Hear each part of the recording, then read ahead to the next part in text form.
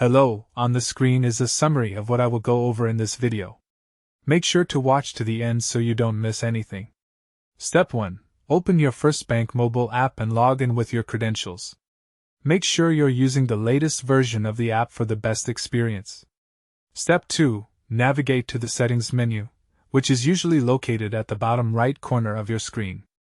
Tap on it to access your account options. Step 3. Look for the Security or Limits section within Settings. This is where you can manage your transfer preferences and restrictions.